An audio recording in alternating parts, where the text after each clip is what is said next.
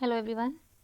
तो हम लोग हिस्ट्री पढ़ रहे थे और अब हिस्ट्री में पढ़ेंगे हम लोग जो हम लोगों ने सिंधु सभ्यता पढ़ी थी और उसके आगे भी पढ़ा था बौद्ध धर्म, जैन धर्म और अशोक के बारे में। उनको हम लोगों ने एक एज अ क्वेश्चन और इम्पॉर्टेंट क्वेश्चन दिखा था। अब हिस्ट्री में कुछ थ्योरी भी देख लेते हैं और इसमें हम लोग कंप्लीट हिस्ट्री करेंगे और अच्छे से रिवीजन हो जाएगा। तो देखते हैं पहले क्या लिखा हुआ है।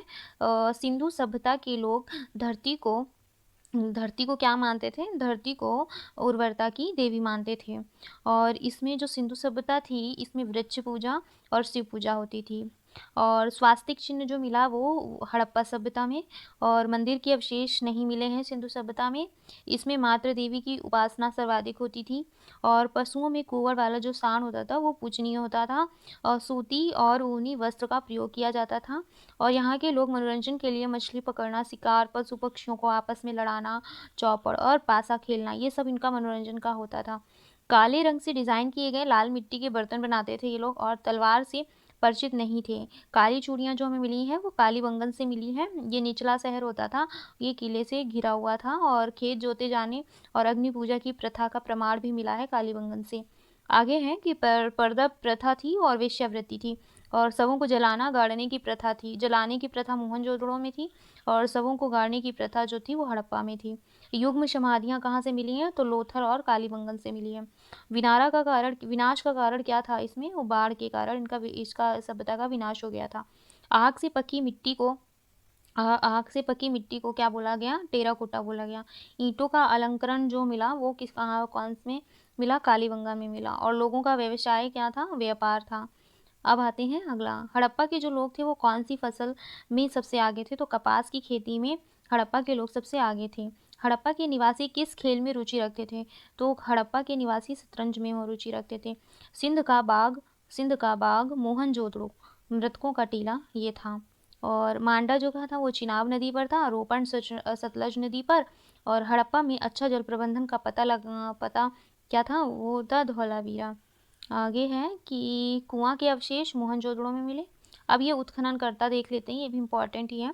जो कालीबंगन है इसके उत्खननकर्ता बीवी लाल और बी के थापर, हड़प्पा के दयाराम सहानी, और मोहनजोदड़ो के जो थे राखालदास बनर्जी, और चंदहुदड़ो के गोपाल मजूमदार और रंगपुर लोथल के रंगनाथ राव।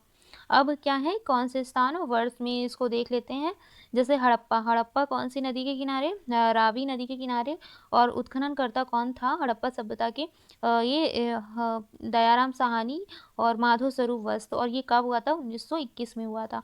अगला है मोहनजोदड़ो जो सिंधु नदी के किनारे, और इसके उत्खननकर्ता थे राखालदास बनर्जी 1922। तो पहले हड़प्पा फिर मोहनजोदड़ो फिर चनहुदड़ो, ये था सिंधु नदी के किनारे और इनके उत्खननकर्ता थे गोपाल मजूमदार 1931। तो 1921, 22 और 31। इसके बाद कालीबंगन था घग्गर नदी के किनारे, इसमें बीबी लाल और कौन था? बी के थापर। और ये कब हुआ था? 1953 में। फिर अगला है लोथल कहाँ? भोगवा नदी के किनारे और उत्खनन करता थे रंगनाथ राव 1955। और 1962 में लोथल हुआ उत्खनन। और इसके बाद धौलावीरा जो था, धौलावीरा ये रविंद्र सिंह बिष्ट, इसके धौलावीरा के रविंद्र सिंह बिष्ट उत्खनन करता रहे और ये हुआ था 1990 से 91 में। अब है, जैसे इसमें कुछ देख लेते हैं, ये में भी पूछा जाए तो हमें पता होगा कि जो लोथल है ये भोगवा नदी के किनारे था और ये कहाँ पड़ता है? कौन से राज्य में? गुजरात में। और इसमें हाथी दांत अग्निकुंड ये मिला। रंगपुर था वो भादर नदी पर, गुजरात में धान की फूसी मिली। सुरकोटदा सरस्वती नदी पर, गुजरात में तराजू और घोड़े की हड्डी मिली। फिर कालीबंगन जो है वो घग्गर नदी पर और राजस्थान में है कालीबंगन, जहाँ से जूते खेत और भूकंप के साक्ष्य मिले। और चंदहुदड़ो कहाँ? सिंधु नदी के किनारे जो पाकिस्तान में, और इसमें सौंदर्य प्रसाधन मिला, मेकअप किट जिसको बोलते हैं। और इसके बाद है वो हम पढ़ते हैं उपनिषदों की संख्या। उपनिषदों की जो संख्या है वो कितनी है? 108 है। महापुराणों की संख्या 18 है। वेदांग 6 है और वेद हैं 4, ऋग्वेद, यजुर्वेद, सामवेद और अथर्ववेद। और इनके भी उपवेद हैं।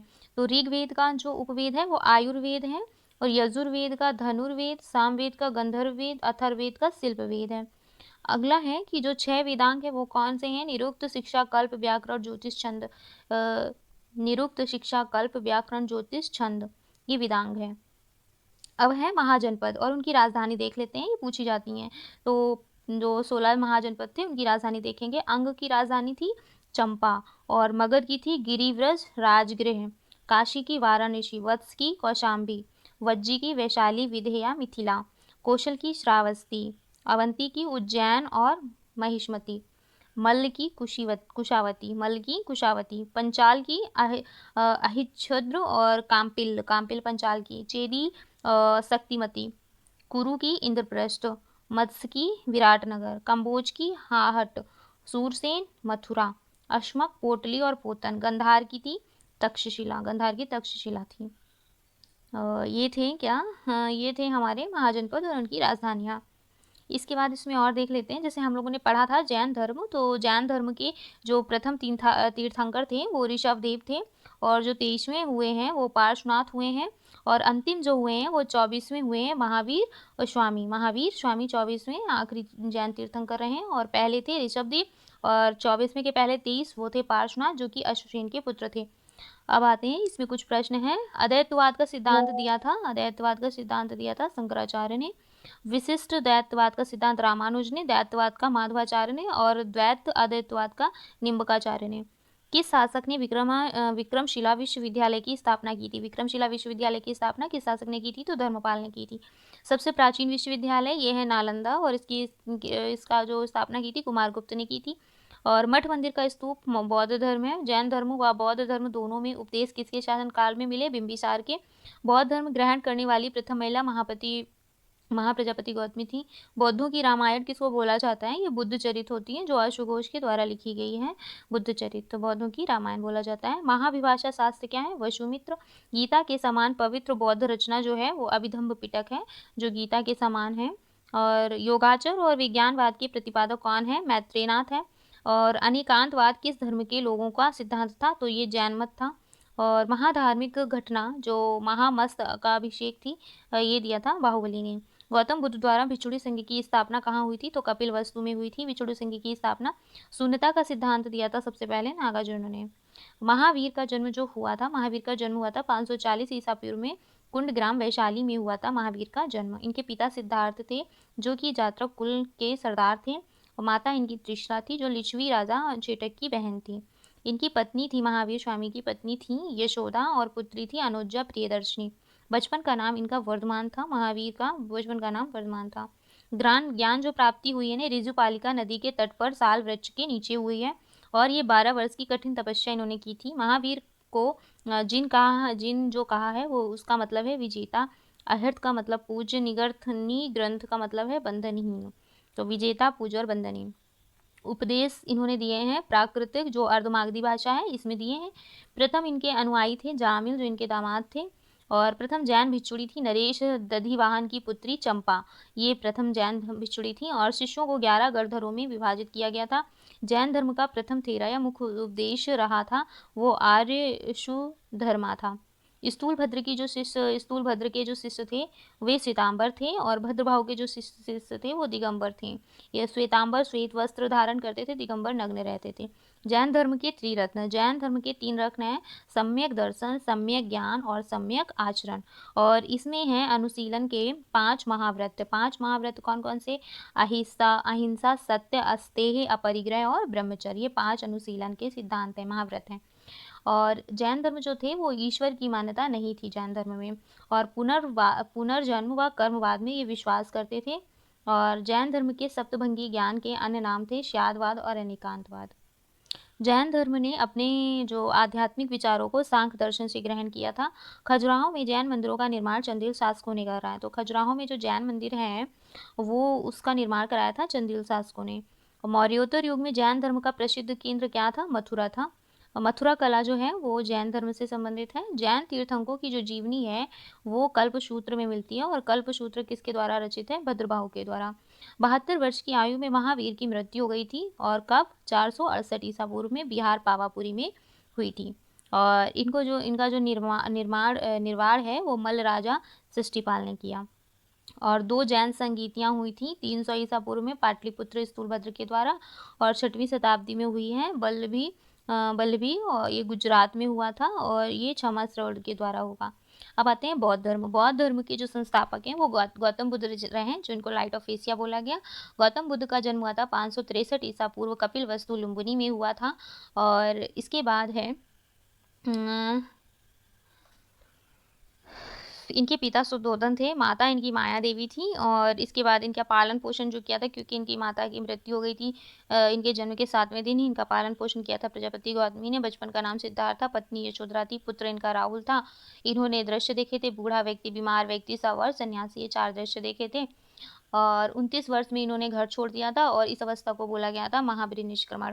और वैशाली के आलार कलाम से सांख्य दर्शन की शिक्षा ग्रहण की थी। और इनके प्रथम जो गुरु थे वो कौन थे? गौतम बुद्ध के प्रथम गुरु थे आलार कलाम, जहाँ वैशाली से इन्होंने इनसे शिक्षा ग्रहण की थी। इसके बाद रुद्र काराम पुत्र से शिक्षा ग्रहण की थी और 6 वर्ष कठिन तपस्या करी। और 35 वर्ष की आयु में वैशाख पूर्णिमा की रात निरंजना नदी मतलब फाल्गु नदी के किनारे पीपल वृक्ष के नीचे सिद्धार्थ को ज्ञान प्राप्त हुआ। और ज्ञान प्राप्ति के बाद बुद्ध के कहलाए। प्रथम उपदेश इन्होंने सारनाथ में दिया, जो ऋषिपत्नम। और इस पहले उपदेश को बोला गया था धर्मचक्र प्रवर्तन, जो कि पाली भाषा में इन्होंने दिया था। सर्वाधिक उपदेश जो दिए हैं इन्होंने कौशल श्रावस्ती में दिए हैं। और या अनुयायी जो शासक थे इनके कौन कौन से अनुयायी थे? एक बिंबिसार था और एक प्रसेनजित और एक उदयन था। इनकी जो मृत्यु हुई थी वो 483 ईसा पूर्व में 80 वर्ष में हुआ था, देवरिया यूपी कुशीनारा में। इनका इनका जो ये मृत्यु थी इसको बोला गया महापरिनिर्वाण। और इनका मल्लों ने संस्कार किया और अवशेषों को 8 भागों में बांटकर 8 स्तूपों का निर्माण कराया गया। और बौद्ध धर्म के बारे में हमें विशद ज्ञान त्रिपिटक से मिलता है। और वो 3 पिटक कौन कौन से हैं? विनय पिटक, सुत्त पिटक और अभिधम्म पिटक। ये पाली भाषा में है, इनसे इनका ज्ञान प्राप्त होता है। सॉरी। और बौद्ध धर्म है अनीश्वरवादी, आत्मा की परिकल्पना नहीं है, पुनर्जन्म को मानते हैं और विश्व दुख से भरा है। इन्होंने बोला विश्व दुख से भरा है। बुद्ध के अनुयायी 2 थे, भिक्षुक और उपासक। भिक्षुक होते थे सन्यासी, उपासक होते थे गृहस्थ जीवन के साथ। और बौद्ध संघ में सम्मिलित होने की जो न्यूनतम आयु थी वो 15 वर्ष थी। और इसके बाद है बौद्ध संघ में प्रविष्ट होने को उपसमुदा कहा जाता था। बौद्ध धर्म के 3 रत्न थे, बुद्ध धम्म और संघ। चतुर्थ बौद्ध संगीति 2 भागों में बटी थी, हीनयान और महायान में। इनका पवित्र त्योहार वैशाख पूर्णिमा है। और बुद्ध ने जो मध्यम मार्ग का उपदेश दिया और अनिश्वरवाद के संबंध में बौद्ध धर्म एवं जैन धर्म में समानता है। इन्होंने बोला अगला जन्म शाक्य मुनि के रूप में हुआ। और सर्वाधिक बुद्ध मूर्तियों का निर्माण गांधार शैली के अंतर्गत हुआ। और प्रथम मूर्ति जो थी मथुरा कला में थी। 123 फीट ऊंची मूर्ति जो है वो आंध्र प्रदेश में है, रेवालसर झील में है।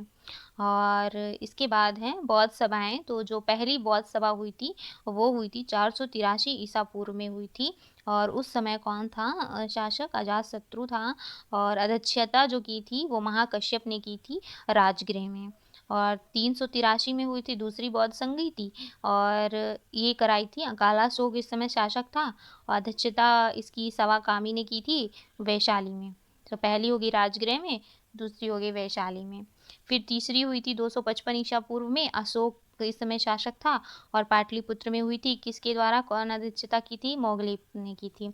और इसके बाद जो होता है वो पहली थी ईस्वी की पहली जो थी वो बौद्ध सभा कनिष्क उस समय शासक था और वो कुंडल वन में हुई थी। और इसकी अध्यक्षता की थी अश्वघोष और वसुमित्र ने। तो महाकश्यप पहले में, दूसरे में शवाकामी, तीसरे में मोगली, चौथे में अश्वघोष और वसुमित्र। ये सब पूछे जाते हैं, ये बहुत ही इंपॉर्टेंट क्वेश्चंस हैं। इसके बाद इनके जो प्रतीक इन्होंने देखे थे उसकी घटना क्या थी? जो सांड और कमल देखा था वो जन्म का था, पीपल ज्ञान का था, घोड़ा गृह त्याग का था और स्तूप जो था वो इनकी मृत्यु का था। अब है आजीवक संप्रदाय के संस्थापक कौन? मक्खली गोशाल थे। महावीर स्वामी का प्रथम शिष्य जमाली था। बुद्ध की मृत्यु के बाद बौद्ध संगीति की अध्यक्षता महाकश्यप ने की थी। बौद्ध के जीवन काल में संघ का जो प्रमुख था वो देवदत्त था। और हेलियोडोरस का बेस नगर अभिलेख, संकर्षण तथा वसुदेव। और किस ग्रंथ में भगवान श्री कृष्ण का वर्णन सर्वप्रथम मिलता है? तो कौन से ग्रंथ में? छांदोग्य उपनिषद में मिलता है। और श्वेतांबर संप्रदाय के जो संस्थापक थे वो थे स्थूलभद्र। राजा मिलिंद के साथ किस बौद्ध भिक्षु के संवाद हुए थे? तो ये था नागसेन। जैन धर्म के श्वेतांबर व दिगंबर संप्रदायों का जो विभाजन हुआ था वो किसके समय में हुआ था? चंद्रगुप्त मौर्य के समय हुआ था जैन धर्म श्वेतांबर और दिगंबर में। महावीर की मृत्यु के बाद जो जैन संघ की अध्यक्षता है वो की थी सुधर्मन ने। जैन धर्म की पवित्र पुस्तक का नाम है आगम। कल्पसूत्र के रचयिता भद्रभाव हैं। अंतिम राज किस वंश के शासकों ने दिया था? गुजरात के चालुक्य। परिशिष्ट पर्व जो रचना किस धारा से है? जैन धर्म से है। अब आते हैं मौर्य साम्राज्य। मौर्य साम्राज्य जो है ये सबसे प्राचीन राजवंश है जिसके संस्थापक थे चंद्रगुप्त मौर्य, जिनका जन्म हुआ था 345 ईसा पूर्व में। और चंद्रगुप्त मौर्य को सेंड्रो कोटस किसने कहा था? तो ये कहा था जस्टिन ने।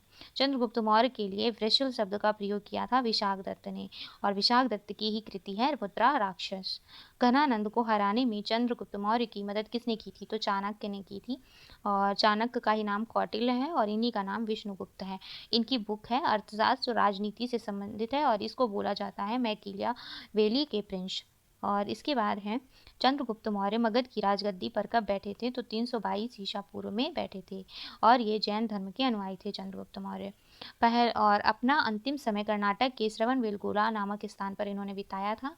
और चंद्रगुप्त मौर्य ने सेलुकस निकेटर को हराया था 305 ईसा पूर्व में। और सेलुकस निकेटर की जो पुत्री थी वो थी कार्नेलिया, और इसका विवाह हुआ था चंद्रगुप्त मौर्य से। और इसके बाद है चंद्रगुप्त मौर्य ने जैनी गुरु भद्रभाव से जैन धर्म की दीक्षा ली थी। और मैगस्थनीज सेलुकस निकेटर का राजदूत था, और मैगस्थनीज के द्वारा ही बुक लिखी गई है इंडिका। चंद्रगुप्त मौर्य और सेलुकस के बीच हुए युद्ध का वर्णन किसने किया है? तो ये हुआ है एपियाशन में। अब अगला है प्लूटार्क के अनुसार चंद्रगुप्त मौर्य ने सेलुकस को 500 हाथी उपहार में दिए थे। और चंद्रगुप्त मौर्य की मृत्यु हुई थी 298 ईसा पूर्व श्रवणबेलगोला में, वो जो हुई उपवास के द्वारा हुई थी। और इसके बाद आते हैं बिंदुसार पे, और बिंदुसार को ही अमित्रघात बोला गया। अमित्रघात और जिसका अर्थ होता है शत्रु विनाशक। बिंदुसार का अमित्रघात बोला गया जिसका अर्थ होगा शत्रु विनाशक। और चंद्रगुप्त मौर्य का उत्तराधिकारी था बिंदुसार। 298 ईसा पूर्व में मगध की राजगद्दी पर आजीवक संप्रदाय का अनुयायी था। वायु पुराण में बिंदुसार को भद्रसार कहा, और जैन ग्रंथों में बिंदुसार को सिंहसेन कहा गया। सिंहसेन बिंदुसार को कहा जैन ग्रंथों में, और भद्रसार कहा है वायु पुराण में। और बौद्ध विद्वान तारानाथ ने बिंदुसार को 16 राज्यों का विजेता भी बताया। और इसके बाद हम पढ़ते हैं अशोक की, बहुत इंपॉर्टेंट है, इससे 100% क्वेश्चन बनेगा अशोक से। अशोक क्या सिंहासन पर बैठने के लिए अपने बड़े भाई की इसने हत्या की थी। और बिंदुसार का उत्तराधिकारी अशोक महान देव नाम प्रियदर्शी था। और इसके बाद 269 ईसा पूर्व में मगध की राजगद्दी पर इस समय अशोक को उज्जैन या अवंती का राज्यपाल था। किस अभिलेख में अशोक का नाम मिला है? किस अभिलेख में अशोक का नाम मिला है? तो दो हैं ऐसे अभिलेख जिसमें अशोक का नाम है, एक मास्की और एक गुर्जरा। तो मास्की अभिलेख और गुर्जरा अभिलेख में अशोक का नाम मिला। पुराणों में अशोक को क्या कहा गया? अशोक वर्धन कहा गया है। और अशोक ने कलिंग पर आक्रमण कब किया था? तो 261 ईसा पूर्व में किया था। अशोक के पौत्र दशरथ ने आजीवकों को नागार्जुन गुफा प्रदान की थी। अशोक की माता थी शुभद्रांगी। पुत्र था अशोक का महेंद्र। पुत्री थी संघमित्रा, और इसने श्रीलंका महेंद्र और संघमित्रा को श्रीलंका भेजा। और भारत में शिलालेख का प्रचलन सर्वप्रथम किया था अशोक ने। और भारत में जो शिलालेख है इसकी लिपि है ब्राह्मी, खरोष्टी, ग्रीक और अरमाइक। अशोक ने अभिलेखों को 3 भागों में बांटा था, एक शिला में बांटा था, और एक स्तंभ में बांटा था, और एक गुहा में बांटा था। 3 में बांटा था, 3 अभिलेखों में। अब अशोक के अभिलेख की जो खोज है वो 1750 ईसा पूर्व में हुई थी। और इसके बाद जो शिलालेख थे वो थे किस भाषा में? प्राकृतिक भाषा में। और इसके बाद इनकी संख्या है 14, और इन शिलालेखों को जो पढ़ा है वो जेम्स प्रिंसेप ने पढ़ा है, 1837 ईस्वी में पढ़ा है। अशोक के स्तंभ लेखों की जो संख्या थी वो 7 थी। शिलालेखों की संख्या 14, स्तंभ लेखों की संख्या 7। और इसके बाद जो इसके शिलालेख थे वो प्राकृतिक भाषा से थे, लेकिन स्तंभ लेख जो थे वो ब्राह्मी लिपि में। और इसके बाद है कौशाम्बी अभिलेख, जो कि रानी का अभिलेख बोला गया। और अशोक का सबसे छोटा स्तंभ लेख जो था वो रुम्मीदेई था। रुम्मीदेई अशोक का सबसे छोटा स्तंभ लेख था। अशोक 7वां अभिलेख क्या था, सबसे लंबा था। 7वां जो अभिलेख था अशोक का वो सबसे लंबा रहा। प्रथम शिलालेख में सभी मनुष्य मेरे बच्चे हैं, ऐसा देखने को मिला। सभी मनुष्य मेरे बच्चे हैं, ये प्रथम शिलालेख में था। और अशोक का सार ए कुना कंदहार अभिलेख, ये था ग्रीक और आर्मेयिक भाषा में। कंदहार ग्रीक और आर्मेयिक भाषा में था। और अर्थशास्त्र में जो चर था वो चर का मतलब जासूस होता था। अशोक के समय मौर्य साम्राज्य में प्रांतों की जो संख्या थी वो 5 थी और प्रांतों को चक्र कहा जाता था। प्रशासन की सबसे छोटी जो इकाई थी वो ग्राम थी और मुखिया इसका ग्रामिक होता था। जस्टिन के अनुसार चंद्रगुप्त मौर्य की सेना में 50,000 अश्वरोही सैनिक थे, 9,000 हाथी थे और 8,000 रथ थे चंद्रगुप्त मौर्य की सेना में। और अर्थशास्त्र में गुप्तचर को गूढ़ पुरुष कहा गया। और अशोक के समय जनपति न्यायालय के न्यायाधीश को राजुक कहा गया। राजुक कौन था, जनपति न्यायालय का न्यायाधीश अशोक के समय। सरकारी भूमि को बोला जाता था सीता भूमि। और बिना वर्षा के अच्छी खेती होने वाली भूमि को बोला गया अदेव मात्रक कहा जाता था। अब है अगला पॉइंट। और मैगस्थनीज ने भारतीय समाज को 7 वर्गों में बांटा। 7 वर्ग कौन कौन से, दार्शनिक, किसान, अहीर, कारीगर, सैनिक, निरीक्षक और सभासद, ये 7 वर्ग थे जो मैगस्थनीज ने भारतीय समाज को 7 वर्गों में बांटा था। और स्वतंत्र वेश्यावृत्ति को अपनाने वाली जो महिला थी वो कौन थी, रूपा जीवा थी। और मौर्य शासन जो था वो 137 वर्षों तक रहा था मौर्य शासन। मौर्य वंश का अंतिम शासक था बृहद्रथ। और बृहद्रथ की जो हत्या थी उसके सेनापति पुष्यमित्र शुंग ने की थी बृहद्रथ की हत्या, और 185 ईसा पूर्व में की थी। जो मौर्य वंश का अंतिम शासक था ना बृहद्रथ, तो उसकी हत्या पुष्यमित्र शुंग ने की थी। किस राजा ने कलिंग के युद्ध में नरसंहार को देखकर बौद्ध धर्म अपना लिया था, तो ये अशोक ही था। कलिंग के युद्ध में नरसंहार देखा और अशोक ने बौद्ध धर्म को अपना लिया। जो कलिंग का युद्ध किया था वो 261 ईसा पूर्व में किया था। मौर्य साम्राज्य में कौन सी मुद्रा थी, तो ये मुद्रा थी शश। और अशोक का उत्तराधिकारी कौन था, कुणाल था। चंद्रगुप्त मौर्य ने सेल्यूकस को कब पराजित किया था, तो 305 ईसा पूर्व में किया था। चंद्रगुप्त के विशिष्ट गुण का वर्णन किस में मिलता है, तो विशाख दत्त का जो ग्रंथ है मुद्रा राक्षस, उसमें मिलता है चंद्रगुप्त का विशिष्ट गुण। किस मौर्य राजा ने पक्कन पर विजय प्राप्त की थी, तो कुणाल ने की थी। कलिंग युद्ध की विजय और क्षत्रियों का वर्णन मिलता है 13वें शिलालेख में। और किसने पाटलिपुत्र को पोलीब्रोथा कहा था, तो ये कहा था मेगस्थनीज ने। सड़क निर्माण का अधिकारी होता था उसको एग्रोनोमाई बोला गया। अब आते हैं अगला, जैसे मानसून मानसून की जो खोज है वो किसने की थी, तो मिस्र के नाविक थे हिपालस, इन्होंने की थी। और अगला है जो चोल काल में सूती वस्त्र उद्योग का जो प्रमुख केंद्र था वो कौन था, उरैयूर था। अब आते हैं गुप्त काल।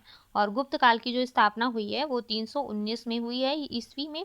और इसका जो उदय हुआ है गुप्त काल का वो 3री शताब्दी के अंत में प्रयाग के निकट कौशाम्बी में हुआ है। और जो गुप्त काल था इसके संस्थापक रहे हैं श्री गुप्त 240 से 280 ईस्वी में। और श्री गुप्त का जो उत्तराधिकारी था वो घटोत्कच था। और इसके बाद है गुप्त वंश का प्रथम महान सम्राट कौन हुआ, चंद्रगुप्त प्रथम हुआ। और ये कब गद्दी पे बैठा, 320 ईस्वी में गद्दी पर बैठा। और महाराजा अधिराज लिच्छवी राजकुमारी से इनका विवाह हुआ और महाराजा अधिराज बोला गया चंद्रगुप्त प्रथम को। गुप्त संवत था 319 से 320 ईस्वी में। चंद्रगुप्त प्रथम का उत्तराधिकारी कौन बना, फिर समुद्रगुप्त बना। और ये गद्दी पर कब बैठा, 325 ईस्वी में। और इसके बाद भारत का नेपोलियन बोला जाता है समुद्रगुप्त को। और इसका जो दरबारी कवि था वो हरिसेन था। तो समुद्रगुप्त का दरबारी गुरु जो था वो हरिसेन था। और इसके बाद समुद्रगुप्त का ही है इलाहाबाद प्रशस्ति लेख की स्थापना करी समुद्रगुप्त ने। और विष्णु का ये उपासक था। और इसकी जो उपाधि थी वो अश्वमेघ कर्ता विक्रम विक्रमांक कविराज और संगीत प्रेमी था और सिक्कों पर वीणा वादन था। ये समुद्रगुप्त का उत्तराधिकारी जो बना वो चंद्रगुप्त द्वितीय बना और इसने समुद्रगुप्त ने 12 राज्यों पर विजय प्राप्त की थी। अब आते हैं चंद्रगुप्त द्वितीय। चंद्रगुप्त द्वितीय जो है वो राजगद्दी पर बैठता है 380 ईस्वी में और चंद्रगुप्त द्वितीय को ही विक्रमादित्य की उपाधि मिली थी और इस समय चीनी यात्री फाहियान भारत आया था। तो चीनी यात्री जो फाहियान है वो भारत आया था चंद्रगुप्त द्वितीय के समय, मतलब विक्रमादित्य के समय। और चांदी के जो सिक्के चलवाए थे वो इसी ने चलवाए थे, चंद्रगुप्त द्वितीय ने। और चंद्रगुप्त द्वितीय का जो उत्तराधिकारी बना वो कुमारगुप्त फर्स्ट बना। कुमारगुप्त फर्स्ट मतलब गोविंद गुप्त, और ये 415 से 454 ईस्वी तक रहा। इसके बाद आते हैं जो कुमारगुप्त था, इसने नालंदा विश्वविद्यालय की स्थापना की थी और कुमारगुप्त का जो उत्तराधिकारी था वो स्कंदगुप्त था। स्कंदगुप्त था। अब स्कंदगुप्त ने गिरनार पर्वत पर स्थित सुदर्शन झील का पुनरुद्धार कराया। तो सुदर्शन झील जो है वो गिरनार पर्वत पर है, उसका पुनरुद्धार किसने कराया था? तो स्कंदगुप्त ने कराया। सौराष्ट्र का गवर्नर किसे नियुक्त किया गया? पर्णदत्त को। स्कंदगुप्त के शासन काल में ही हुणों का आक्रमण शुरू हुआ था। हुणों का आक्रमण कब शुरू हुआ था? स्कंदगुप्त के शासन काल में। अंतिम गुप्त शासक कौन था? विष्णुगुप्त था। अंतिम गुप्त शासक विष्णुगुप्त था। और पहले कौन थे? श्रीगुप्त। आर्यभट्ट जो था वो कौन था? ये खगोल वैज्ञानिक और गणितज्ञ थे। गुप्त शासकों की राजदरबारी भाषा क्या होती थी? संस्कृत। और गुप्त राजवंश किसके लिए प्रसिद्ध थे? तो ये कला और स्थापत्य के लिए प्रसिद्ध थे। अजंता व एलोरा कलाकृतियां किस काल से संबंधित है? तो ये अजंता और एलोरा ये गुप्त काल से ही संबंधित है और जो अजंता की कलाकृतियां हैं ये बौद्ध धर्म से संबंधित है। अब आते हैं अरण्य अभिलेख। अरण्य अभिलेख का जो संबंध है वो किससे है? भानुगुप्त से है। और भारतीय संस्कृति का जो वर्णन युग है वो गुप्त काल में ही मिलता है। भारतीय संस्कृति का स्वर्ण युग बोला गया गुप्त काल को। अब आते हैं सेतु बंध की जो रचना है वो किस वंश के शासक ने की थी? तो वाकाटक वंश के शासक ने की थी सेतु बंध की रचना। सती प्रथा का जो प्रथम उल्लेख मिलता है वो कौन से अभिलेख में मिलता है? अरण्य अभिलेख में मिलता है। और गुप्तकालीन सिक्कों का सबसे बड़ा जो ढेर था वो ढेर कहाँ था? बयाना, भरतपुर में था। और इसके बाद है कालिदास की कौन सी कृति की गिनती विश्व की सर्वाधिक प्रसिद्ध 100 कृतियों में की जाती है? तो कालिदास का ऐसा है कौन सा कृति है? अभिज्ञानम शाकुंतलम, जो 100 कृतियों में इसकी सबसे ज़्यादा प्रसिद्ध है और इसकी गिनती होती है। और आगे है वर्तमान में गणित की दशमलव प्रणाली का आविष्कार का श्रेय किसको गया है? मौर्य युग को। कौन से युग को? मौर्य युग को। और इसके बाद है किस विद्वान ने गणित को एक पृथक विषय के रूप में स्थापित किया था? तो ये थे आर्यभट्ट। गुप्तकाल की प्रसिद्ध पुस्तक नवीनतम का संबंध किससे है? ये चिकित्सा क्षेत्र से संबंधित है। नवनीतकम जो है वो चिकित्सा क्षेत्र से संबंधित है। ये गुप्तकाल की प्रसिद्ध पुस्तक है नवनीतकम। तांबे के सिक्के जारी करने वाला जो प्रथम गुप्त शासक था वो रामगुप्त था। मिहिर कुल का संबंध किससे है? तो हूणों से है। स्कंदगुप्त को किस काल में सक्रोपम कहा गया? तो ये कौम स्तंभ लेख में। गुप्त काल के सर्वाधिक प्रिय जो देव थे वो विष्णु देव थे। दिल्ली में स्थित लौह स्तंभ जो था वो 4वीं सदी में है, 4वीं सदी का। और हरिशेर किसका दरबारी था? तो हरिशेर समुद्रगुप्त का दरबारी था। गुप्त काल की सोने की जो मुद्रा को क्या कहा गया? सोने की मुद्रा को दीनार कहा गया गुप्त काल में। कुमार संभव महाकाव्य जो है ये कालिदास का ही है। अभिज्ञानम शाकुंतलम भी है। और इसके बाद आते हैं सल्तनत काल। इसको हम लोग अगले ही वीडियो में पढ़ेंगे क्योंकि इस वीडियो में काफ़ी कुछ पढ़ लिया है। अब अगला हम पढ़ेंगे सल्तनत काल। चलिए तब तक के लिए बाय बाय, टेक केयर।